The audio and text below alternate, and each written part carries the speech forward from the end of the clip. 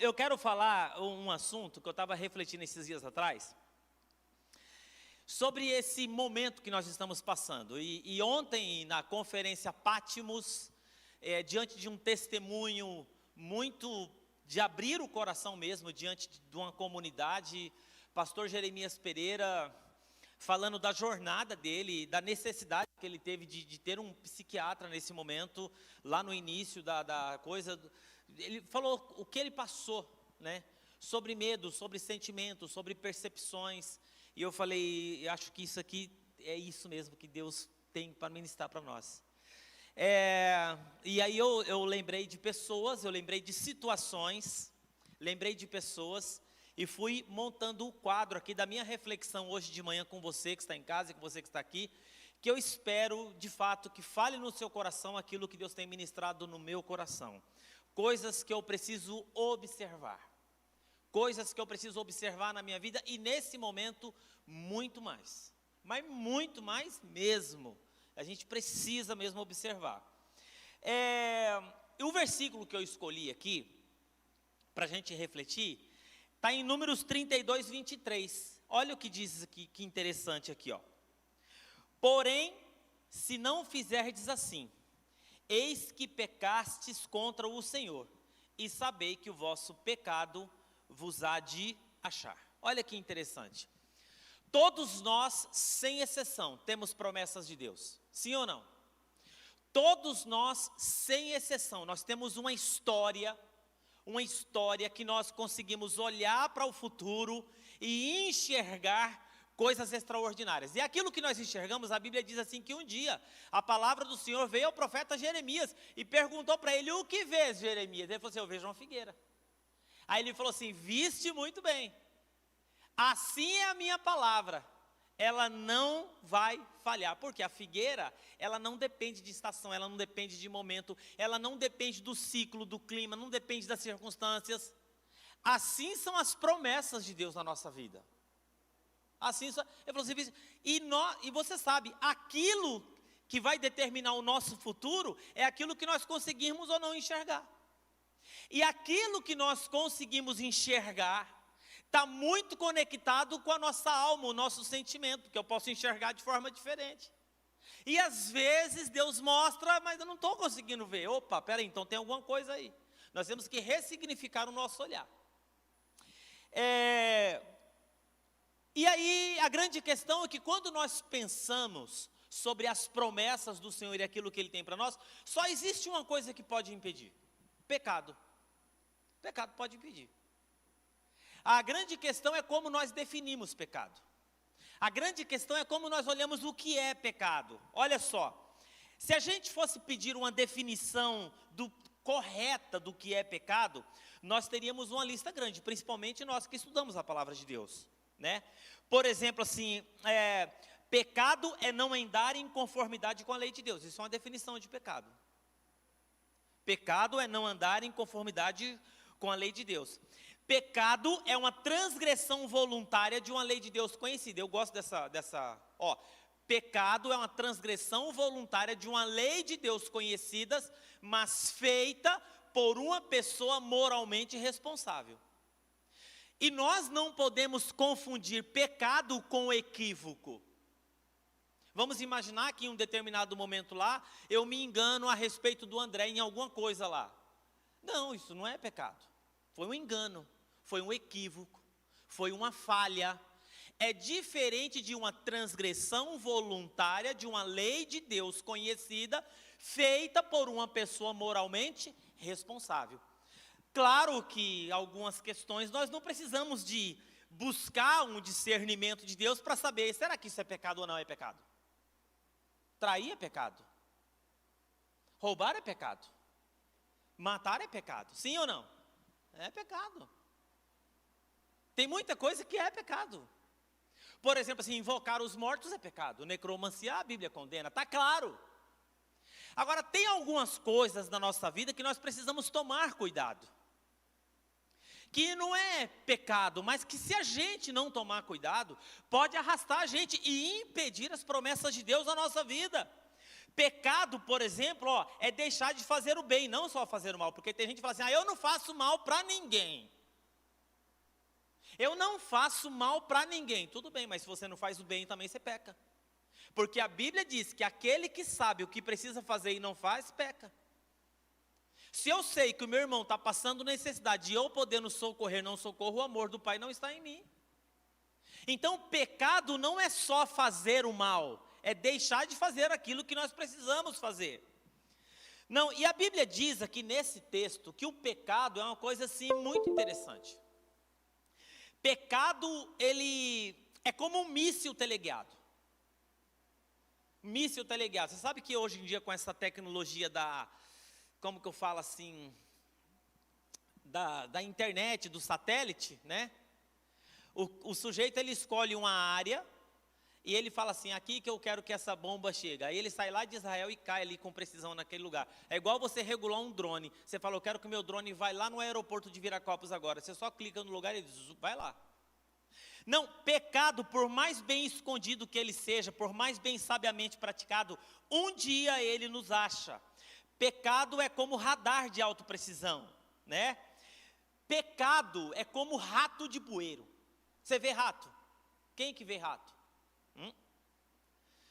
Essa semana eu estava vendo em São Paulo. Você sabe que em São Paulo, na cidade de São Paulo, tem 7 ratos para cada pessoa? Você vê? Que coisa interessante. Você sabe qual que é o maior problema hoje das grandes capitais? Os ratos. Rói fio, rói cabo, destrói tudo, é grana de manutenção, porque os bichos saem devorando tudo, come energia, come roendo tubo de PVC, provoca incêndio, desastres, é um prejuízo incalculável, ninguém vê o rato, prejuízo incalculável. Pecado oculto, pecado escondido é como rato de bueiro. Bom, é igual o cupim. Você sabe que um dos maiores inimigos das casas dos americanos é cupim. Você já viu como que é cupim? Às vezes você chega, você abre uma gaveta lá da sua casa, e você vê que está perfeito, né? Aí você vê um negocinho que tem uma bolinha, você enfia o dedo lá dentro, está o corroído ali, não tem nada, cadê o cupim? Ninguém vê cupim. Muito bem, por que eu resolvi dar essa introdução? Especialmente para esse momento que nós estamos vendo, porque todos nós, sem exceção, nós estamos caminhando por um território desconhecido. A grande mudança que aconteceu no mundo, a grande mudança que aconteceu na sociedade, é esse acelerar de mudanças. Isso trouxe para nós sentimentos, percepções, jamais sentida, jamais percebida dentro do nosso interior. E aí o que acontece? Nós ficamos vulneráveis. E a vulnerabilidade veio através do quê? Através das situações cotidianas que nós não estávamos acostumados a lidar. Situações de conflito, situações no casamento, situações na relação, situação dentro de casa, situação com a própria vida, com o próprio ministério, situação com o futuro, situações emocionais, não. E aí nessas situações, é nesses momentos que nós ficamos vulneráveis. Porque aí eu comecei a pensar o seguinte, por que é que homens, mulheres, né, homem como o pastor Jeremias Pereira, que no caso dele não foi um caso de pecado, mas foi um caso assim que ele falou assim, como que eu vou fazer agora essa situação?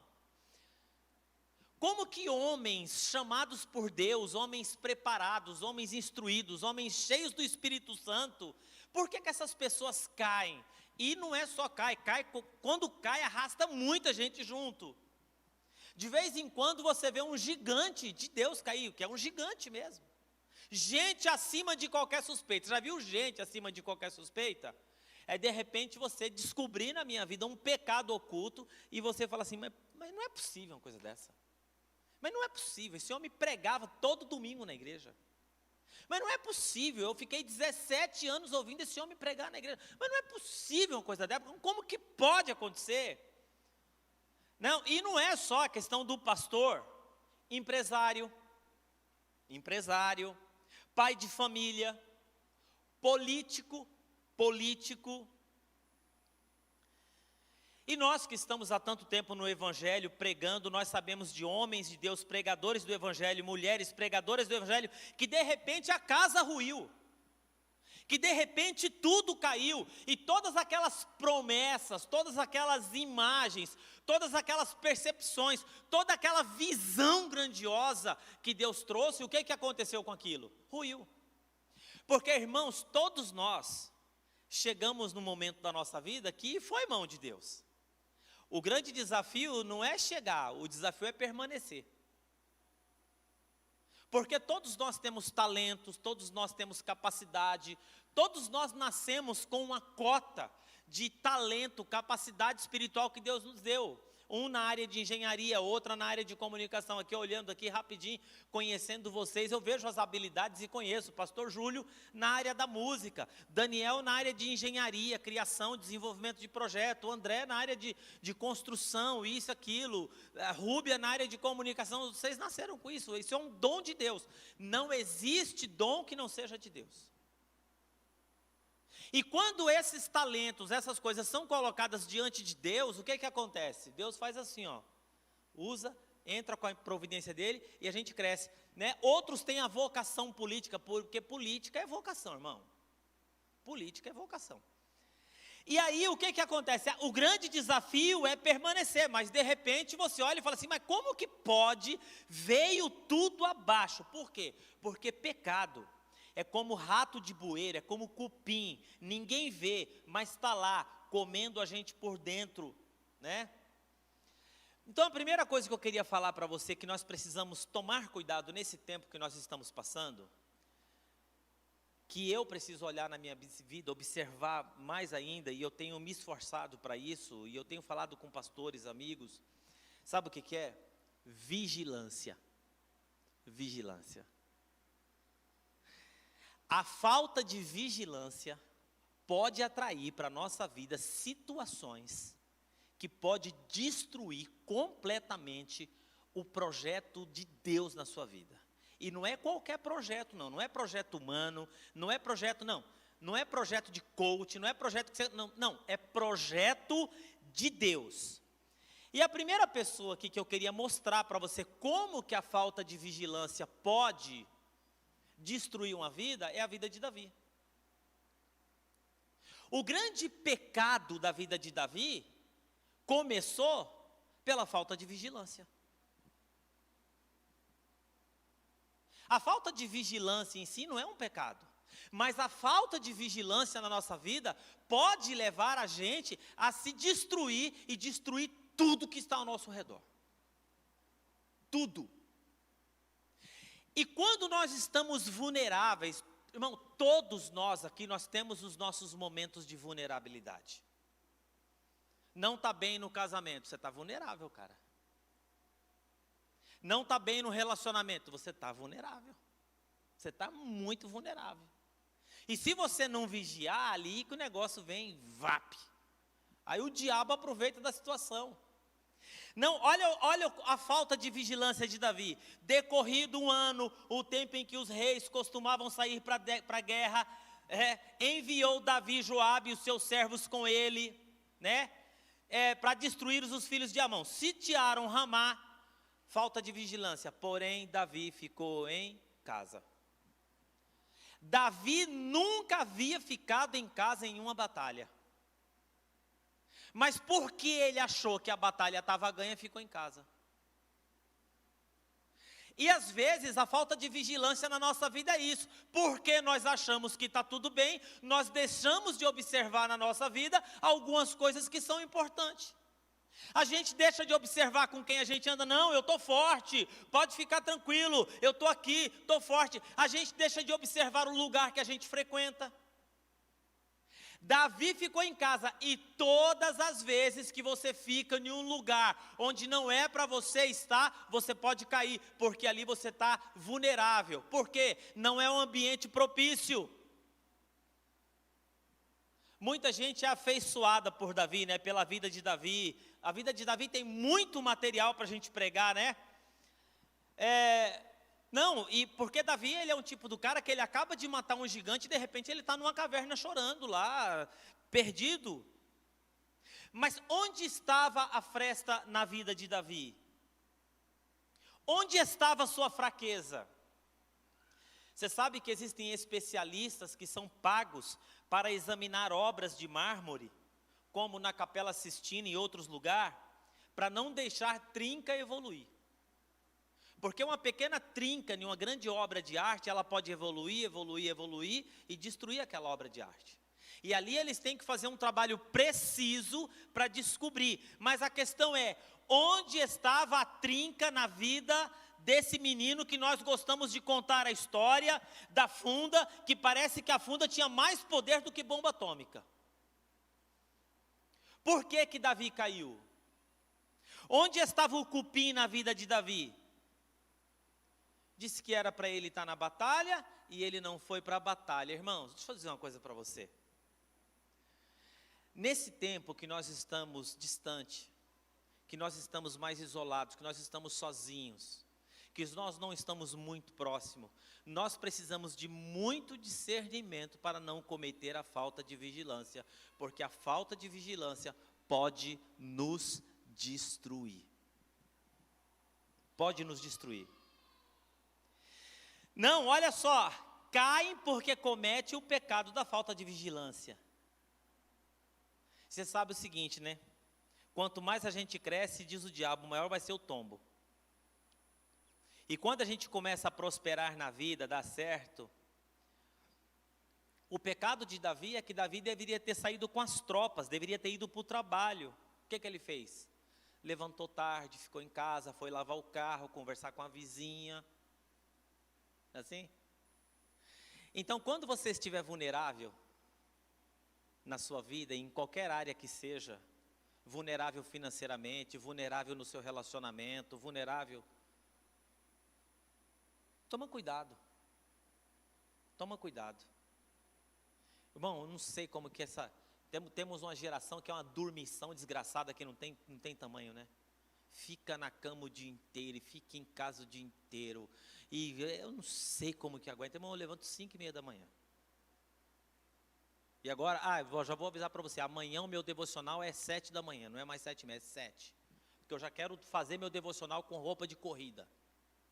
Se acabar o devocional, eu já jogo tudo para cima e já saio correndo do apartamento, já desço, já vou correr, fazer meu exercício, voltar energizado para cima, para frente e falar, vamos agarrar com a vida, porque não dá, irmão. Falta de vigilância. A Bianca ali rindo, tem que ser assim, ó. Tem que ser assim. E nós precisamos observar o lugar que nós estamos. Eu vou na academia e eu fico observando. Nós precisamos de lugares seguros. Eu chego lá e encontro o Nicolas fazendo academia. Sempre lá o Nicolas. Agora eu não vou encontrar, que eu vou de manhã. Lá tem a Graciela que faz academia. Lá tem a Júlia que faz academia. Lá tem o Mauro que faz academia. A academia é do pastor Jefferson, que passa os treinamentos para a gente. O amigo dele é cristão. E você está num ambiente seguro. E por mais que você esteja vulnerável nas suas emoções, nas situações do dia, não sei, você está em um ambiente seguro. Você está num ambiente seguro. Vigia. Vigia. Nós temos que vigiar. Vigia o que você fala, o que você diz, com quem você anda. Você tem que vigiar. Cuidado quando você dorme demais. Acorda às 2 da tarde, abre a janela do seu apartamento e lá você vê a vizinha lavando a calçada, chinelinho havaiana. Oi, vizinha, tudo bem? Como que você está? E pipipi, popopó. E de repente, esse cantor de salmos, derrubador de gigantes, cantor de Israel, homem segundo o coração de Deus, se torna um lixo existencial, porque ele começa a mentir, ele começa a enganar, ele começa a tentar explicar uma gravidez que não tem explicação, ele manda o marido vir para casa para tentar dormir. Olha só, irmão, onde que vai? Por uma brecha. Mas a questão não é a brecha, a questão é o seguinte, é como que nós estamos no momento que nós damos a brecha. E um momento, aí o negócio tá feito o negócio.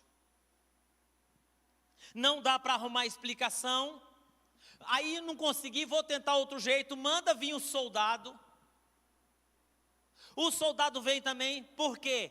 E aí já viu, né, irmão? O soldado que era marido da mulher que Davi tinha deitado, ele leva a carta com a sentença de morte dele dentro da carta, ele nem abre nem lê, porque ele tinha mais caráter que Davi, tinha mais caráter que o rei. E aí você fala assim, mas como que pode um homem desse? Como que pode uma pessoa dessa, escritor de salmos, ungido, cheio da graça de Deus, homem segundo o coração de Deus? Porque nós temos que tomar cuidado com a nossa vida e os nossos momentos vulneráveis. E é interessante porque o pecado de Davi era escondido, mas uma hora, meu amigo, não tem jeito, né? Ele abre a carta e ele é morto, mas sabe de uma coisa? Ninguém sabia o que aconteceu, ninguém sabia, mas Deus sabia. Ninguém viu, mas Deus viu. Ninguém tomou conhecimento, mas Deus tomou conhecimento. E quem sabia também não tinha coragem de dizer, porque era o rei. O rei que tinha cometido o pecado da falta de vigilância. Olha a importância dos nossos amigos espirituais. Amigo espiritual até assim, irmão. Ele tem que olhar para a nossa cara e falar assim, ó, você está assim, mas você não é assim. Volta de novo, né? Não, Deus tomou o conhecimento. E aí ele é confrontado, né? O profeta entra e porque ele não vigiou, ele deixou os cupins entrar na sua vida, os ratos de porão entrar na sua vida e roeu o seu caráter.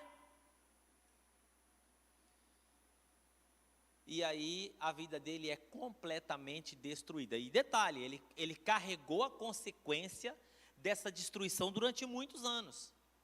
Porque daí também levantou o problema. O filho morreu. Você vê que coisas podem morrer na nossa vida pela falta de vigilância. Então, deixa eu dizer uma coisa para você. A primeira coisa que nós temos que tomar cuidado nesse tempo é vigilância. Vigilância e prestar atenção um pouquinho, como que está a nossa alma? Como que está o nosso coração? Como que está o nosso relacionamento? Como que está o nosso casamento? Como que está isso?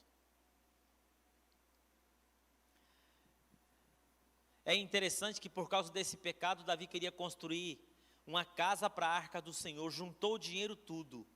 E aí Deus falou assim para ele, assim, você não vai construir porque sua mão é suja, né? Então, a questão de Davi foi a falta de vigilância. A segunda coisa aqui que nós precisamos tomar cuidado é orgulho. Orgulho. São 3 áreas aqui que eu anotei que é fundamental. Orgulho. O orgulho eu encontrei na vida de Saul. 1 Samuel, no capítulo 13, no verso 8, diz assim: esperou Saul 7 dias até que o tempo que Samuel determinara, não vindo, porém, Samuel a Gilgal, o povo se dispersava dele. Então disse Saul: trazei-me aqui um holocausto e ofertas pacíficas, e ofereceu o holocausto. Sucedeu que, acabando ele de oferecer o holocausto, eis que Samuel chegou, e Saul lhe saiu ao encontro para saudar. Então disse Samuel: que fizeste? Disse Saul: portanto via que o povo se espalhava de mim, tu não vinha, né? Agora, né? Os filisteus estão se levantando contra mim a Gilgal, então eu ofereci o sacrifício. Então disse Samuel a Saul: procedeste neciamente, e não guardaste os mandamentos do Senhor, o teu Deus, te ordenou, porque agora o Senhor teria confirmado o teu reino sobre Israel, né? Saul é alguém que ele se torna aquilo que nunca desejou ser. Nunca. Saul nunca desejou ser rei. Saul nunca pediu para ser rei. Nunca. Agora, Saul, ele comete um pecado que todos nós precisamos tomar cuidado. Que não chega a ser pecado, mas pode levar a uma destruição. Que é se relacionar através do papel que nós exercemos na vida. Saul, ele era rei, né? É interessante que Israel não tinha rei de uma forma, né? Não, diz assim Samuel que o povo quer um rei, diz assim que Deus manda Samuel procurar um rei para o povo. E ele encontra Saul. E diz assim que um dia Samuel está andando no pasto e diz que viu um rapaz atrás das mulas, dos animais. Saul, ele é ungido, o Espírito do Senhor vem sobre ele, ele profetiza. Eu nunca vi na vida alguém na Bíblia para dar tão certo como Saul. Nunca vi. Ó, ele é ungido, ele é aclamado pelo povo, ele é consagrado pelo profeta Samuel e ele é validado por Deus. Mais, hein? E não era qualquer um em Israel. A Bíblia diz assim que sobre Saul, as características dele, diz que da cintura para cima não havia homem em Israel como Saul. O cara, ele nasceu para ser rei. Nasceu para ser rei. Porte de rei, aparência de rei. Andava no meio dos profetas, profetizava. O Espírito do Senhor vinha sobre Saul, diz que ele profetizava. Ibope de Saul era totalmente alto. Qual foi o problema de Saul? Que a vida de Saul vai se deteriorando, deteriorando, ao ponto de você não sabe se ele se suicida ou não. E é interessante que Saul leva os filhos, a família, a nação, tudo. Tem a sua cabeça cortada, levada para o templo de Dagom, diante do inimigo. Olha o final desse cara. E você poderia olhar assim, mas não é possível uma coisa dessa, pastor. Como que pode? O problema de Saul, o problema dos ratos e cupins que penetram na vida de muita gente de Deus, é que gente que começa a dar certo, gente que começa a brilhar, começa a ficar famoso, sabe? Às vezes Deus começa a usar a nossa vida, né? Deus começa a usar a sua vida, Deus começa a usar a minha vida, e de repente quem brilha mais não é o Senhor, é eu que estou brilhando. O brilho sou eu. E se o brilho sou eu, você sabe como que é. Eu entendo, e se eu entendo, tem que ser do meu jeito. Se não for do meu jeito, não vai acontecer. Saul era assim. Saul, ele era assim. O orgulho tomou conta do coração de Saul. E quando o orgulho começa a crescer, orgulho pode ser morto, sabia? O orgulho, ele pode ser morto só na cruz de Cristo. O orgulho, ele vira arrogância. Porque o grande problema de Saul foi a arrogância. Orgulho vira arrogância. O que é arrogância, pastor? É uma suposta superioridade moral, uma suposta superioridade social. Orgulho é uma suposta superioridade intelectual ou comportamental, que aí a gente olha para dentro da gente de forma equivocada, porque eu deixo de olhar quem eu sou e eu começo a me relacionar com as pessoas através do meu papel. Você sabe com quem que você está falando?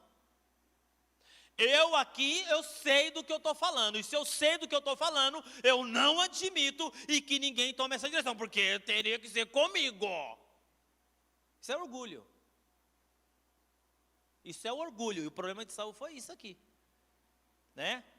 Orgulho ostensivo, altivez, ao ponto, olha só onde chegou o orgulho de Saul, gente. Nós temos que tomar cuidado, porque nós vamos perdendo a noção daquilo que nós podemos e do que nós não podemos fazer. E o grande problema nosso é achar que a gente pode fazer tudo. E tem algumas coisas na vida que Deus nos chamou para a gente fazer. Uma delas é ficar julgando pessoas. Achando A, achando B, achando C, achando D. Ah, eu acho de fulano isso, eu acho de cicrano aquilo, e ppp, e papapá. Cuidado. Você está entrando em um campo muito perigoso. Agora, você quer ver um campo muito perigoso que as pessoas não percebem? A igreja isso, a igreja aquilo. Irmão, quando eu vejo uma pessoa falar isso, eu vou dizer uma coisa, eu chego a estremecer por dentro. Porque a igreja, irmão, a igreja não é placa, a igreja do Nazareno. A igreja não é placa, Assembleia de Deus, isso é uma denominação. A igreja, ela é santa. A igreja, ela é do Senhor Jesus Cristo, ela foi comprada por um alto preço, sangue. Não, a certa feita disse assim que Samuel tinha que ministrar o sacrifício. Presta atenção nisso, hein? Samuel tinha que ministrar o sacrifício porque só o sacerdote podia ministrar o sacrifício. E o horário do culto chega e cadê o Samuel? Atrasou. Samuel não veio para o culto. Samuel não veio para o culto, e como o rei não está, atrasou, eu sou rei, e chegou na hora do culto, e deu 5, Samuel não chega, e deu 6, Samuel não chega. O que Saul faz? Saul se levanta, ele vai para o altar e fez algo que era considerado um sacrilégio, oferecer sacrifício. Só o sacerdote poderia o fazer. Por quê? Mãos sujas não podia tocar o altar do Senhor. Irmão, altar é como nitroglicerina. Você sabe o que é nitroglicerina, né? É um explosivo, um composto, que você tem que pegar assim, ó. Nitroglicerina você tem que pegar assim, ó, com muito cuidado, porque senão explode. Mas Saul, porque ele achava que era rei, eu sou rei. E diz o seguinte, que quando ele está no meio do sacrifício, a porta abre e o velho profeta entra.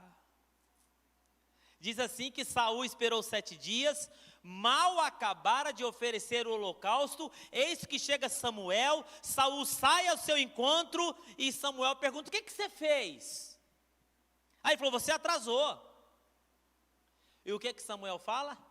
Procedeste neciamente. Procedeste precipitadamente. Procedeste tolamente. Nós precisamos tomar cuidado com isso. Porque todas as vezes que nós nos relacionamos com as pessoas através de papéis, nós esquecemos que atrás daquele papel existe algo muito maior. E mesmo porque a gente se relacionar através dos papéis é um perigo muito grande para nós. Porque quando você chegar perto de uma pessoa que ela tem um grau maior do que você vai se sentir diminuído. Você vai se sentir para baixo, você vai se sentir menos. E todas as vezes que eu me sinto grande, o que eu tenho que fazer? Eu tenho que dar 2 passos para trás e lembrar que por trás desse papel existe um filho amado de Deus, revestido de Cristo Jesus, que não tem título nesse mundo que pode me tornar maior do que eu já sou. Eu sou um filho amado de Deus. E não existe nada na vida de ninguém que pode me tornar menor do que eu sou. Eu sou um filho amado de Deus. Sou um filho amado de Deus. Não, Saul, ele foi totalmente precipitado, arrogante, e agora ele quebra uma aliança. E aí o que Samuel fala assim, ó, Deus vai procurar um homem cujo coração é totalmente dele. A Bíblia diz que desse dia em diante, um espírito maligno tomou posse dele, e era complicado, porque na realidade é assim, né, irmãos, quando a gente rompe barreiras, o Espírito Santo sai, e aí entra o espírito maligno. O problema de Saul era um problema só, é rebeldia. E a Bíblia chama rebeldia como pecado de feitiçaria. Feitiçaria, parece que o negócio é complicado. E o homem cheio do Espírito, separado por Deus, ao invés de ficar no lugar que Deus o chamou, deixa eu dizer uma coisa para você, fique no lugar que Deus te chamou para ficar. Deus chamou você para ser um apoiador, seja o melhor apoiador que você puder ser. Fique no centro da vontade de Deus. Fique no centro da vontade de Deus, né? Não tente entrar no lugar do outro, não tente entrar. Irmãos, Deus, Ele respeita espaços. Deus, Ele respeita as leis que Ele criou.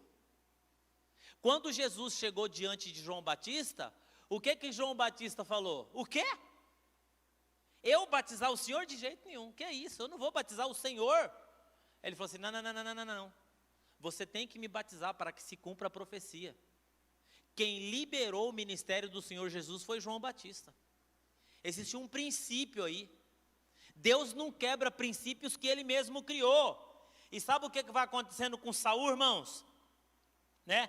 O diabo, ele é especialista para bater onde nós somos fracos. E esse homem, primeiro rei de Israel, vai caindo, caindo, caindo, e ele vai parar no centro de Macumba. E aí ele perde totalmente, porque falar com morto, morto não fala. Onde você encontrar um morto que fala é mentira, é o diabo que está falando. Eu já vi homens arrogantes destruir empresa. Eu já vi homens arrogantes destruir casamentos. Eu já vi homens arrogantes destruir igrejas.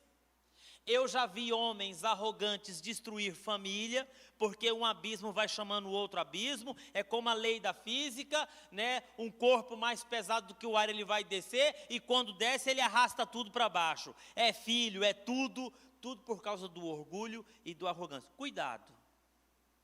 Você sabia que só sobrou da família de Saul um aleijado chamado Mefibosete? Você sabe o que significa a palavra Mefibosete? Vergonha. Vergonha.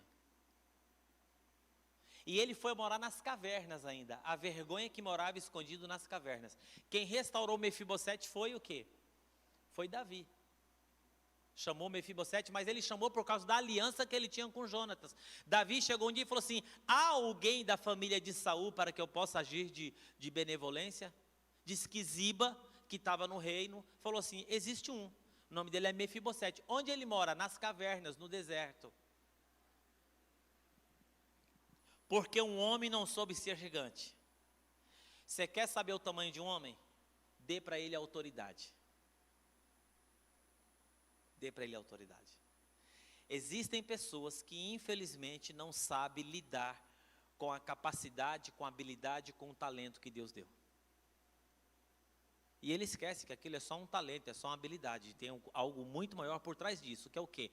É a autoridade que Deus deu para que ele pudesse exercer. Porque, irmãos, vamos falar a verdade aqui, ó. Eu sou pastor aqui há 17 anos, pastora Márcia, Daniel, pastor Júlio, pessoas, Nereu que está aqui, o Hélio Ribeiro que está ali. Todos nós, se você for procurar no mundo, você vai encontrar muitas pessoas muito mais capazes do que nós. Em todas as áreas, sim ou não? Eu vou encontrar um cara que fala melhor, eu vou encontrar um cara de família melhor criada, mais bem instruído, um vocabulário melhor. Eu vou encontrar tudo melhor. Que tem mais dinheiro, que tem mais formação, que tem mais instrução, melhor família. Mas a questão não é essa. Irmãos, a igreja, o reino de Deus, eu estava falando com o pastor Cid essa semana. Esse reino aqui é o reino que nivela todos nós. Esse lugar aqui é um lugar que sobe aqui um pedreiro. E ele ministra a palavra, e o presidente da Câmara da nossa cidade que senta aqui ouve a palavra e reconhece uma autoridade de Deus na vida dele para ser abençoada a vida dele. Sobe aqui um metalúrgico que canta e que toca guitarra. E aqui tem um promotor de justiça, 2 ou 3 na nossa igreja, eu acho. Nós temos aqui uns 3 promotores. E na hora que você está tocando, na hora que você está cantando, na hora que você está adorando, você está ministrando sobre a vida dessa pessoa. Por quê? Porque o reino de Deus nos nivela. Só que Saul, ele esqueceu disso. Ele achou que ele era o cara. Ele achou que ele era o cara. Então, tome cuidado com isso. Tome cuidado com isso no sentido de se você falar assim: Deus, para que eu possa ter uma visão correta, uma compreensão correta de realmente quem eu sou. Porque eu não quero me relacionar com papel. Sabe por quê, irmão? Deixa eu dizer uma coisa para você. Papel tem prazo de validade. Um dia eu não vou ser mais pastor Silas titular da igreja do Nazareno de Indaiatuba. Aliás, esse tempo está próximo. Por quê? Vou servir mais quanto tempo? Até eu falei essa semana que o pastor Márcio que eu ia ficar como pastor até 60. Ele falou: você está doido, é? Você quer morrer? Eu falei: por quê? Ele falou: gente que aposenta e vai para casa morre. Ela falou assim: eu estou com 60, estou aqui trabalhando com um monte de sonho, com um monte de coisa na cabeça. Eu falei: então já não vou aposentar mais, tudo bem.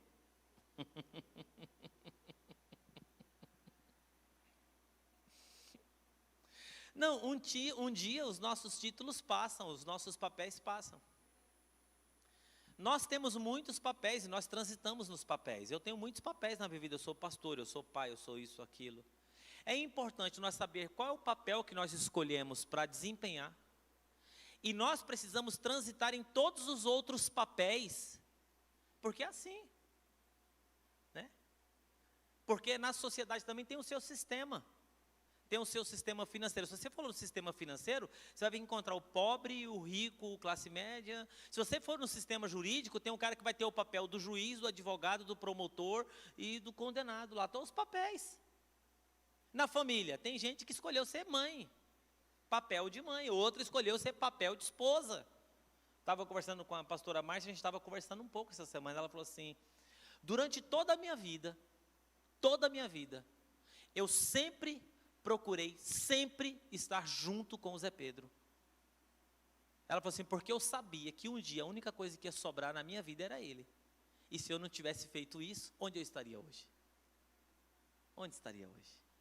Então, o que acontece? Nós temos que saber disso. Deus tem coisas especiais para nós. E se nós não tivermos esse discernimento, nós vamos cometer pecado. E a terceira pessoa aqui que eu escolhi foi Sansão, né?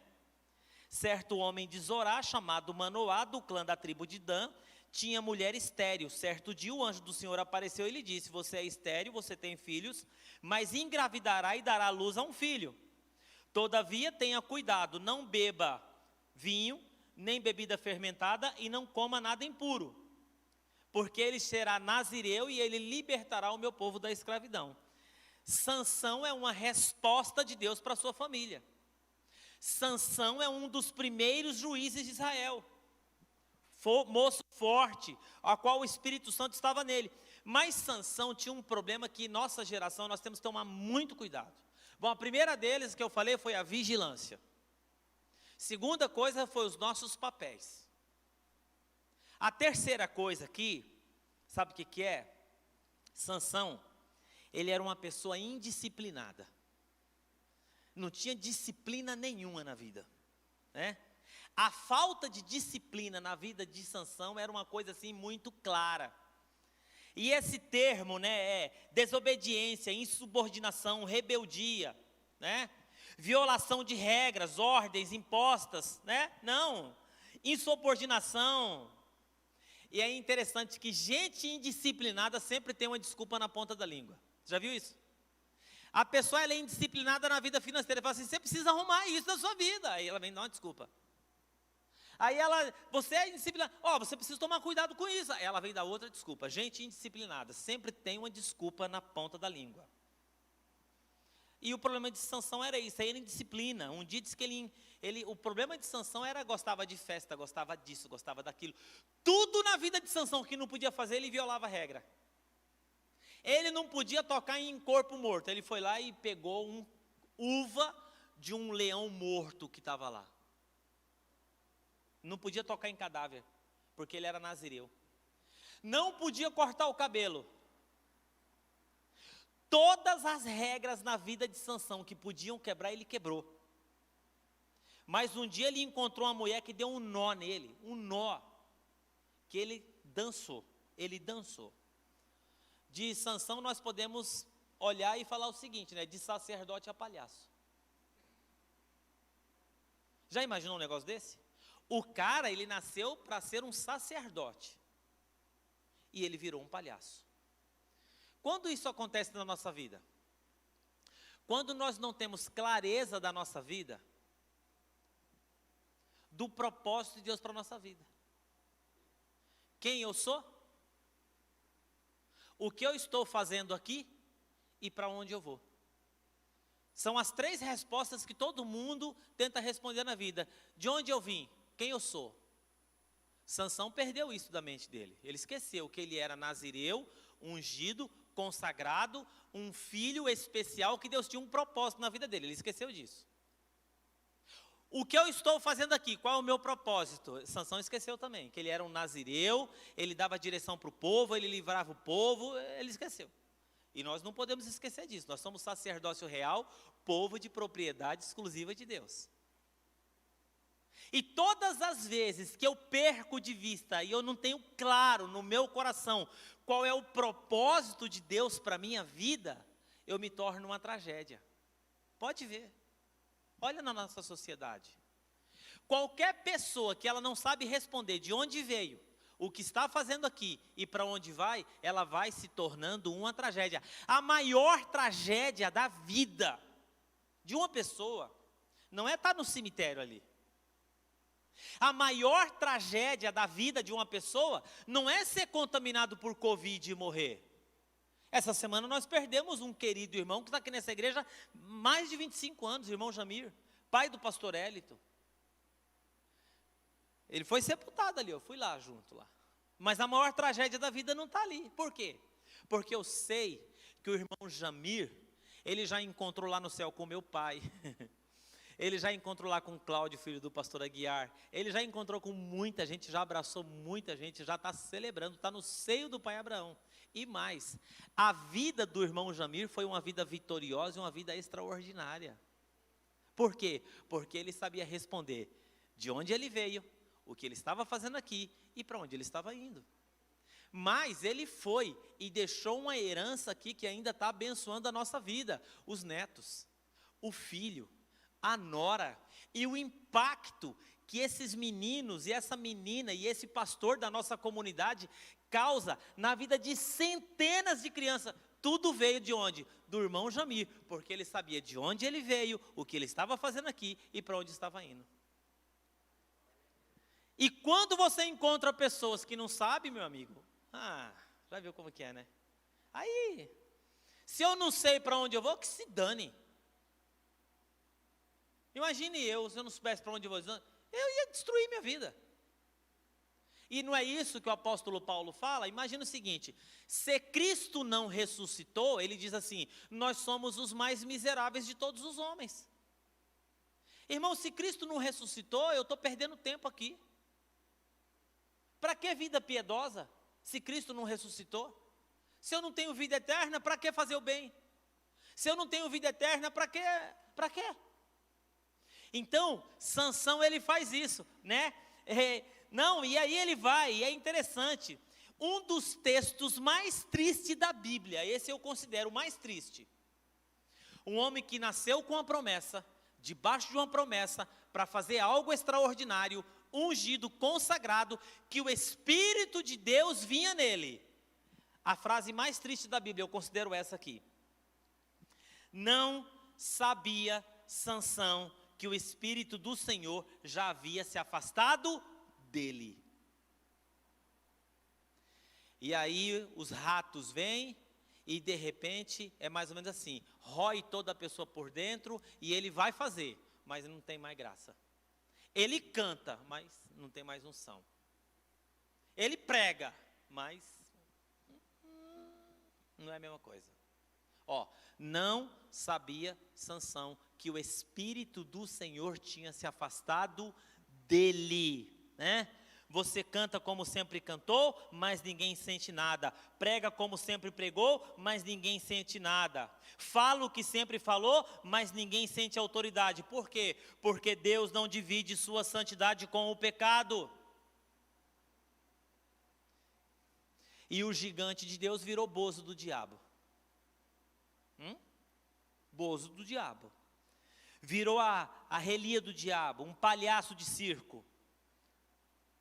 Eu quero voltar aqui a minha reflexão onde eu comecei. Por que que nós temos que tomar cuidado nesse momento que nós estamos passando? Porque gigantes de Deus caem. Gigantes de Deus caem. Eles caem porque não vigiam como Davi. Eles caem porque são arrogantes como Saul. E caem porque não têm disciplina nenhuma na sua vida como Sansão. Alguns é com dinheiro, outros é com jogo, outros é com, não sei, com um monte de coisa que você pode colocar aí. Mas a palavra de hoje, que veio no meu coração e olhando para a minha própria vida, é uma palavra de alerta. É uma palavra daquela luz vermelhinha que acende assim, né?